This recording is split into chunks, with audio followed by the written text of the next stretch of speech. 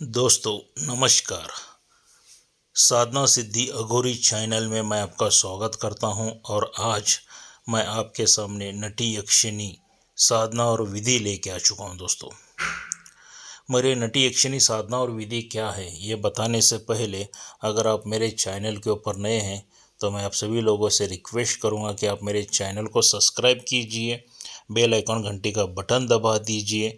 जो मैं साधनाओं के बारे में अलग अलग वीडियो बनाता रहूं उसका नोटिफिकेशन फ़ौरन आप तक पहुंच जाए और उन सभी साधनाओं का आप लाभ उठा सकें। क्या और वो साधनाएं करके आपकी परेशानी मुसीबतें वगैरह सब कुछ दूर कर सके, सुख शांति समृद्ध ले सके, उन साधनाओं का लाभ भी ले सके दोस्तों। क्या मगर मैं एक ही बात कहना चाहूँगा दोस्तों, ये जो नटी यक्षिणी की साधना है ये उग्र साधनाओं में से एक है।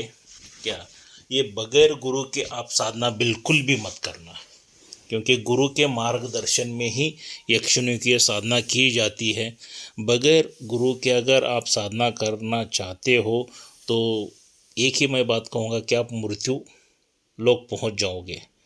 क्या क्योंकि ये यक्षिणी इतनी भयानक रहती है कि साधक को ख़त्म कर सकती है, मार डाल सकती है और उनको जिंदा खा भी सकती है।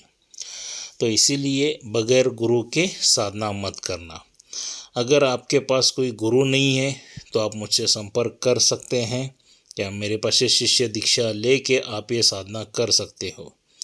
और बगैर रक्षा कवच के तो बिल्कुल भी ये साधनाएं नहीं करना चाहिए। अगर आपको रक्षा कवच चाहिए कोई भी साधना के लिए, क्या किसी भी साधना के लिए, तो उसका शुल्क रहेगा 11,000 रुपये। आप मुझसे ले सकते हैं, आप मेरे घर पर भी आ सकते हैं। मैं कर्नाटक बेलगाम में रहता हूँ। क्या आप मुझे आके मिल सकते हैं, कोई सवाल जवाब है कर सकते हैं, कोई डाउट्स वगैरह है सभी क्लियर कर सकते हैं। किसी भी साधना का रहने दीजिए, सभी नॉलेज लेके साधनाएं शुरू कर सकते हैं।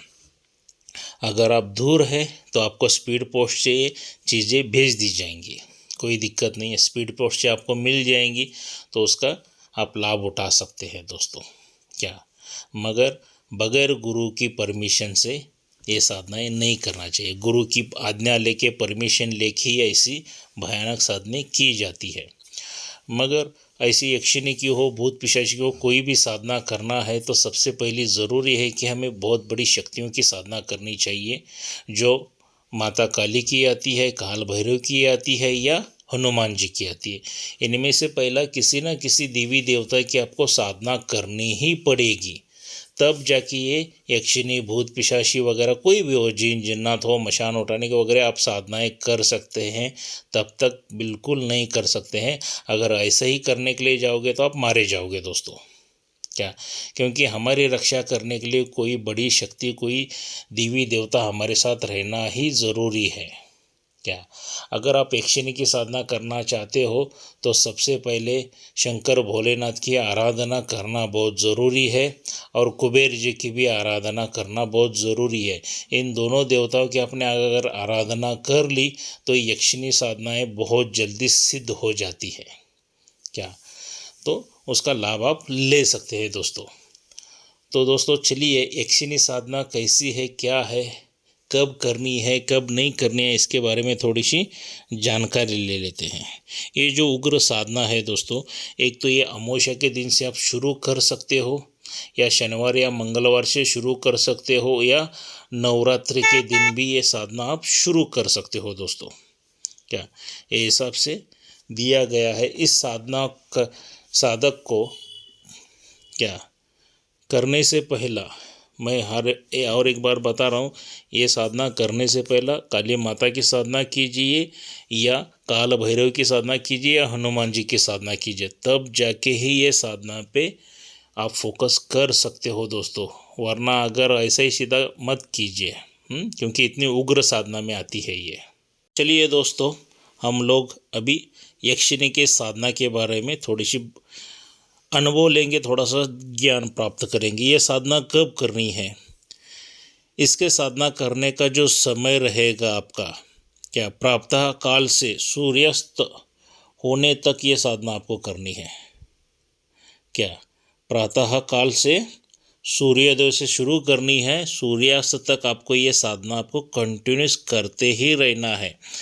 इसके लिए आपको क्या चाहिए, सुनसान जंगल में जाना पड़ेगा। क्या, जहाँ पर कोई उस जंगल में आता जाता नहीं है, इंसान हो औरत हो, कोई आता जाता नहीं है, ऐसा सुनसान जंगल में आपको जाना ही पड़ेगा ये साधना अगर सिद्ध करना चाहते हैं तो। और वहाँ पे चौरस भूमि देखनी चाहिए आपको। क्या, चौरस भूमि कहाँ पे है वो देख के वहाँ पे आपको ये मंत्र पठन शुरू करना है। जो मैंने वीडियो में मंत्र पठन दिया है वो आपको शुरू करना है। और जो वहाँ पे चौरस भूमि है ना, ऐसी देखिए कि जहाँ पे वहाँ पे सूर्य की किरणें पूरी तरह से पड़ती हो। क्या, किरणें वहाँ पे पूरी तरह से आना ही चाहिए। क्या, वरना आपकी ये साधना सिद्ध होने में बहुत तकलीफ़ हो सकती है। क्या, किरण पूरी तरह से हो और पूरा सूर्य आपको भी दिखना चाहिए और सूर्य की तरफ आपको मुँह करके ये साधना शुरू करनी है। क्या, और खड़े होके, क्या, ये जो सूर्य की तरफ मुंह करके खड़े होके प्रति घंटा 1000 मंत्र का जप होना ज़रूरी है दोस्तों। जब तक सूर्य अस्त ना होवे तब तक बार बार बार बार लगातार जप करते ही जाना है आपको। क्या, सूर्यास्त होने के बाद आपको क्या करना है, पश्चात घर चले जाना है। क्या, घर आकर केवल दूध पीना है, बाकी आप कुछ भी नहीं कर सकते हो। सिर्फ यहाँ पे कंटिन्यूस मंत्र जप करना है आपको सूर्यास्त होने तक, शाम तक।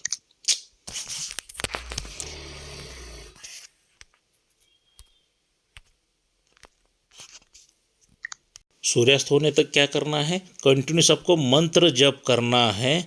और सूर्यास्त होने के बाद आपको क्या करना है, सीधा घर चले जाना है और केवल आपको दूध पीकर क्या रहना, और कुछ खाना पीना कुछ भी नहीं करना है, भोजन वगैरह कुछ भी नहीं करना है रात्रि काल में, सिर्फ दूध पी के आपको रहना है। दोस्तों चलिए, आप जानते हैं नटी यक्षिणी का आगमन का कैसा है। देखिए दोस्तों, जब ये नटी यक्षिणी आपके सामने आती है ना, जिस समय आती रहेगी ना, तो भैंसे के समान हुंकार भरती हुई आएगी। क्या, साधक को अनेक अकराल विकराल रूप, भयानक रूप दिखाकर डराएगी। यदि साधक बिल्कुल भी नहीं डरा ना, डटे रहेगा ना वहाँ पे, तो 43 दिन में ये सिद्धि हो जाएगी, पूरी तरह से सिद्धि मिल जाएगी आपको। क्या, 43 दिन में। क्या, डरना नहीं है, क्योंकि अकराल विकराल बहुत भयानक रूप दिखाएगी ये, तो बिल्कुल डरना नहीं है, डटे रहना है और कंटिन्यूस आपको मंत्र जप करना है।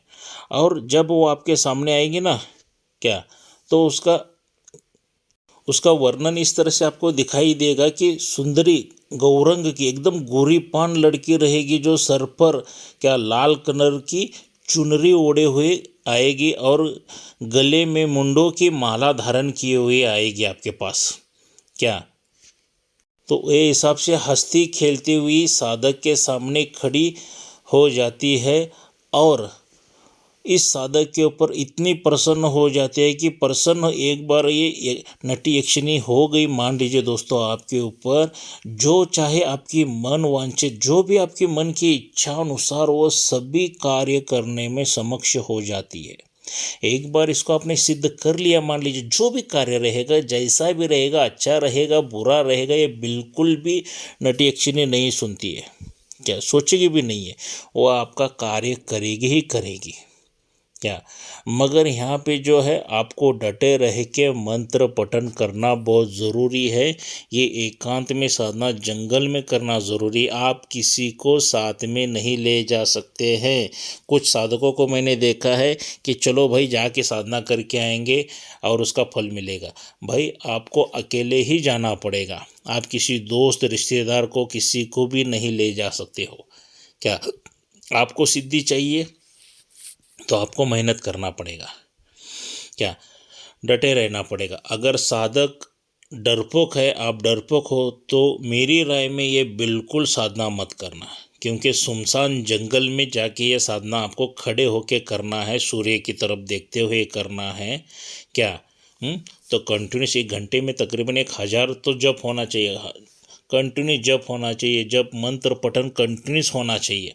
उतनी काबिलियत आप में है, आपके गुरु ने आपको उतनी परमिशन दी है, तो ही ये नटी यक्षिणी की साधना कर सकते हो, वरना बिल्कुल मत करना मेरे हिसाब से। क्या तो मैंने यहाँ पे मंत्र वगैरह दिया है, सब कुछ दिया है, सब विधि विधान भी मैंने बताई है। और एक्स्ट्रा की जानकारी के लिए आप मुझसे संपर्क कर सकते हो, मुझसे आके मिल सकते हो दोस्तों, कोई दिक्कत नहीं है करने में। देखिए कोई भी साधनाएं आसान नहीं होती है, हर एक साधना मुश्किल ही है, कठिन ही है। क्या अगर उतनी आसान होती तो पूरे भारत देश में सभी लोग तांत्रिक बन जाते। क्या सही बात है ना, सभी लोग तांत्रिक बन जाते। तो उतनी कोई भी साधना आसान नहीं होती है। एक बार माइंड सेट कर लीजिए कि ये मुझे साधना करनी है, ये यक्षिणी की करनी है या जिन की करनी है, कौन सी भी करनी है, तो कोई भी आपको नहीं रोक सकता है। वो शक्ति भी आपसे डरना शुरू करेगी, एक बार आपने स्ट्रॉन्ग माइंड सेट कर लिया। वरना नहीं, डरते डरते अगर आप ये साधना कोई भी करने के लिए जाओगे, छोटी मोटी भी साधना रहेगी ना, तो वह शक्तियाँ आपको डरा के रख देगी। क्या डरा के मतलब इतनी हालत ख़राब करेगी कि आप सोच भी नहीं सकते हो कि आपके मतलब आप खुद को ही मार के लेना शुरू करोगे कि मैंने ये साधना क्यों शुरू कर दी। क्या थप्पड़ अपने गालों के ऊपर खुद ही मार लोगे दोस्तों। तो ऐसा नहीं होना चाहिए। तो सोच समझ के आप साधना कीजिए दोस्तों। अगर मुझसे संपर्क करना चाहते हो तो मैंने वीडियो में नंबर दे चुका हूँ, आखिर में मुझसे कॉल कर सकते हो, मुझसे मिल सकते हो। मैं कर्नाटक बेलगाम में रहता हूँ दोस्तों ये वीडियो कैसा लगा, लाइक और शेयर ज़रूर करना, सब्सक्राइब करना मत भूलिए दोस्तों, बेल आइकन घंटी का बटन दबाना ना भूलिए। क्या और सभी तरफ शेयर कर दीजिए आपके दोस्तों में। तो जिन दोस्तों को चाहिए साधनाएं, क्या उनको तक पहुंचा दीजिए मेरा वीडियो, क्या उनको भी ये साधनाएं के बारे में लाभ हो सके और उनको भी साधनाओं की जानकारी हो सके दोस्तों। तो दोस्तों मिलते हैं अगले वीडियो में। जय मशान कालिका देवी।